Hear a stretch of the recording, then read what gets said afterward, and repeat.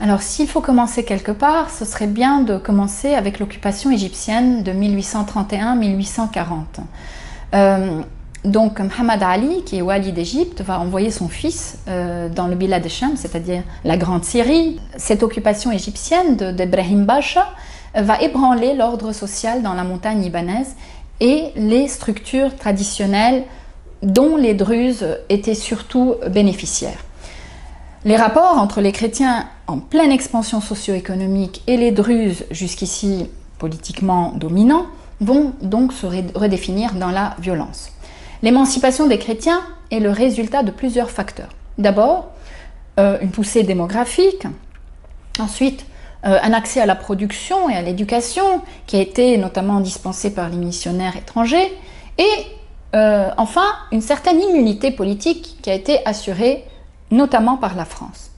Les troubles qui résultent du décalage socio-économique entre les deux communautés vont dégénérer en affrontements confessionnels alimentés par cette rivalité franco-britannique. L'ordre égyptien s'étant effondré, la Porte va chercher à contrôler directement le Mont Liban. En accord avec les Anglais, la Porte remplace l'émir Béchir II, qui gouvernait le Mont Liban à l'époque, par un autre émir, Béchir III, qui fait partie de la famille des Shehab, ce qui va déplaire au clergé maronite qui voit d'un mauvais œil le prosélytisme anglais dans le Mont Liban. Béchir II parti, les chefs traditionnels druzes notamment rentrent d'exil et veulent récupérer leurs propriétés, souvent passées à des chrétiens.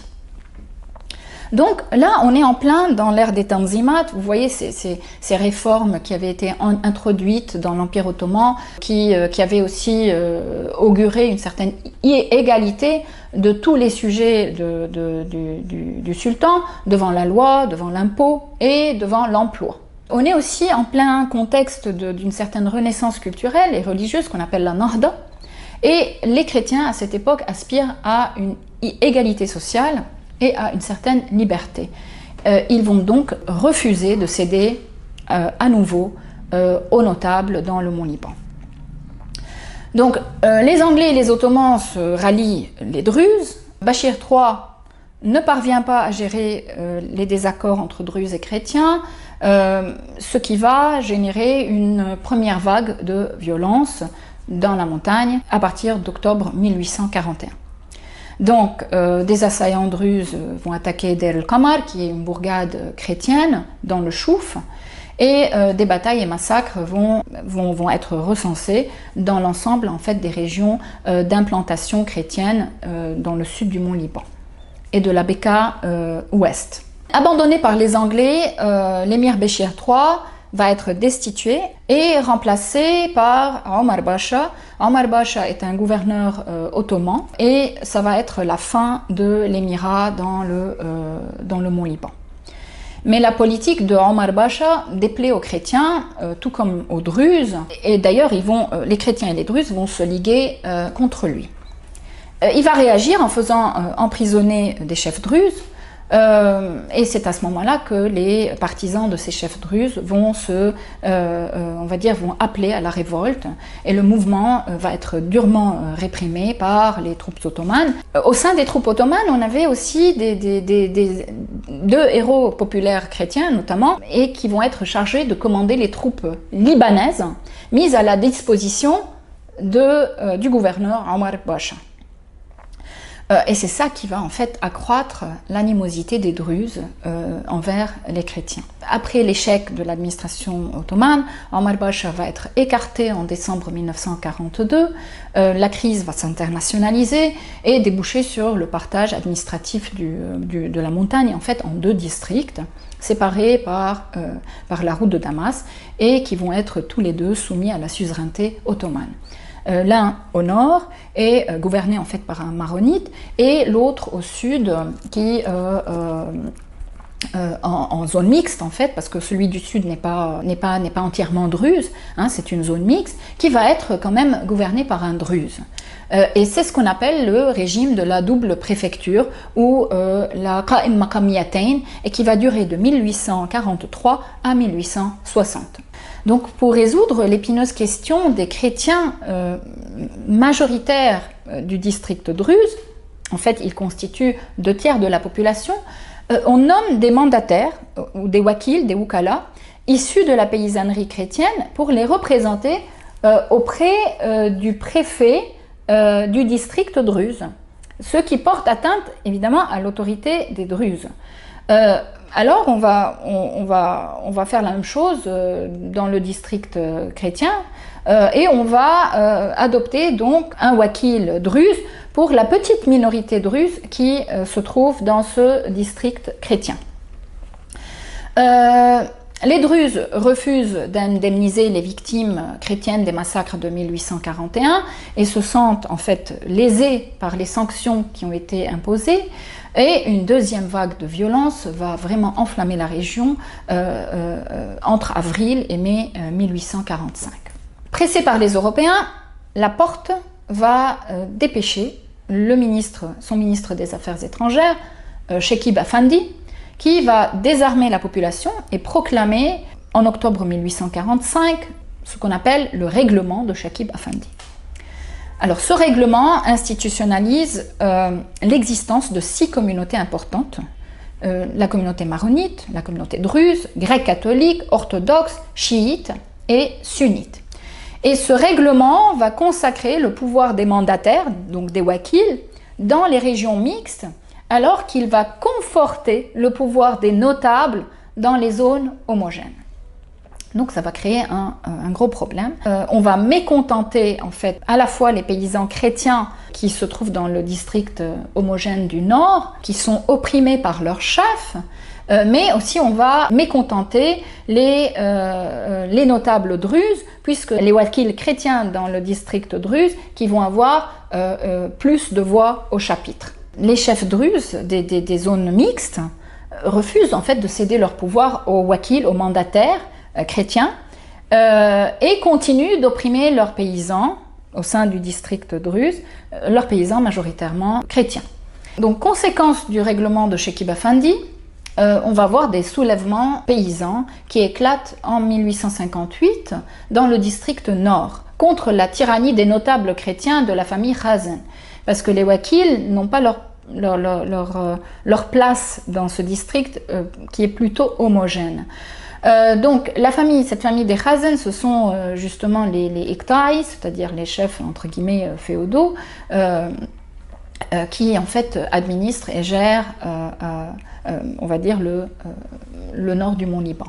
Les insurgés, parmi lesquels va se distinguer un dénommé Tanios Shahin, qui est en fait maréchal ferrant, originaire du Kisselouane, donc ces insurgés-là vont chasser les Khazen du Kisselouane et vont se saisir de leurs biens, confisquer leurs biens. Shahin va proclamer une république égalitaire, tandis que le clergé, qui lui est issu des couches populaires, soutient l'insurrection.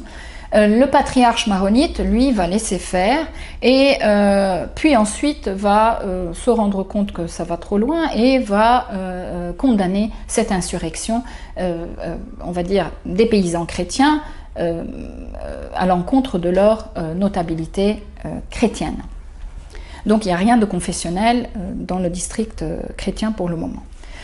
À l'été 1860, le patriarche va recourir à Youssef Karam, qui est un chef populaire du Nord, pour mater le mouvement ou cette insurrection contre les Khazen.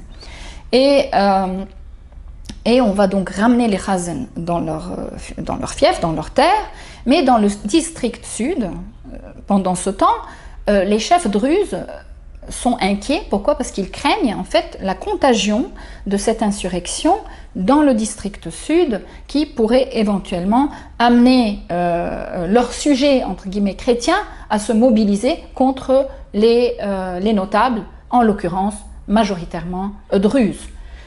Donc c'est là où on va voir basculer quelque chose de complètement qui n'était pas du tout communautaire ou confessionnel à un conflit qui va en fait devenir très très vite confessionnel. Alors, des escarmouches vont mettre le feu aux poudres et en mai 1860 va éclater un troisième affrontement qu'on appelle la troisième haraka ou le troisième mouvement. Hein. On avait vu le premier avait eu lieu en 1841, le deuxième en 1845. Et donc cet affrontement de 1860 va tourner aussitôt à l'avantage des Druzes. Les Druzes aidés de chiites et de sunnites, justement contrairement à 1841 et à 1845, vont attaquer plusieurs villages et bourgs chrétiens sous le regard complaisant des autorités ottomanes locales.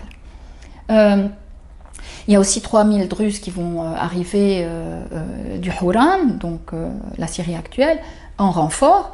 Et Ader el-Amar, Hasbaya Rashaya, donc dans la Beka ouest, où la victoire des Druzes n'était pas assurée, les Ottomans vont désarmer la population chrétienne, puis la livrer aux assaillants. Les communautés orthodoxes ne sont pas épargnées, donc il ne s'agit pas uniquement de maronites. En 3 mois environ, on va avoir entre 12 et 15 000 chrétiens qui vont être massacrés dans le Mont Liban Sud et la Beka Ouest, la Beka Sud en fait, soit presque 20% des chrétiens de cette région, d'environ 80 000 âmes. Les Druzes perdent, eux, plus de 2000 hommes dans les combats. Je ne vais peut-être pas en parler, mais il y a un effet de contagion qui va atteindre Damas le 9 juillet, où aussi il va y avoir une sorte de pogrom ou de massacre contre les chrétiens en 1860. Donc les massacres au Levant vont susciter l'indignation des Européens.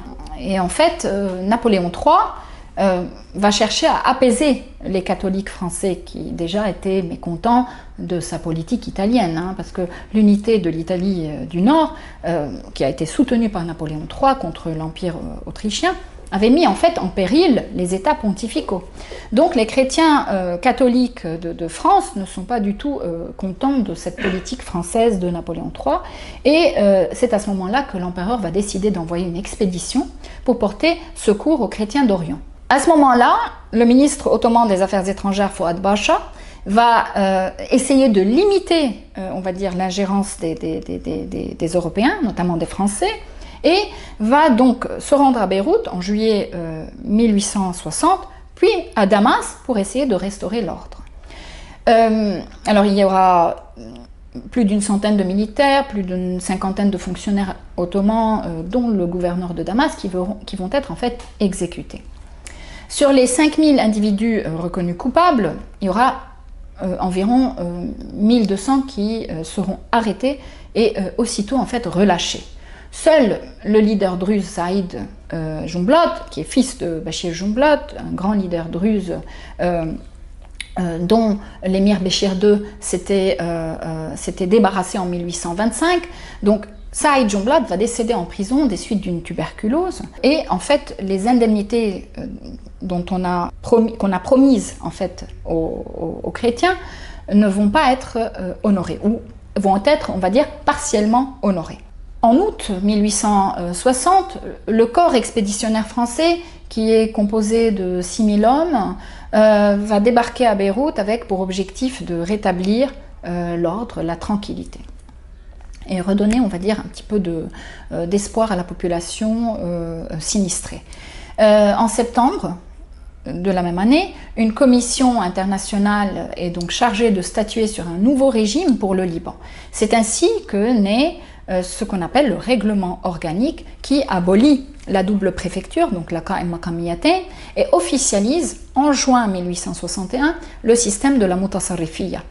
Le Mont Liban est donc réunifié, mais reste détaché de son arrière-pays et des villes côtières, comme Beyrouth. Ce Mont Liban est désormais dirigé par un gouverneur ottoman, catholique, mais non libanais, c'est-à-dire il ne doit pas être indigène. Il est en fait nommé par la Sublime Porte avec l'aval des grandes puissances. Donc, la population est représentée par un conseil administratif qui est composé de 12 membres, à raison de 2 par communauté principale, et chargé de seconder le gouverneur. donc ottoman. Cette Mutasarrifia va supprimer l'ancienne organisation de l'affermage de l'impôt, l'Iqta', donc sur papier, hein, évidemment parce qu'il continue, donc on a encore les résidus de ce Iqta' politique aujourd'hui au Liban encore.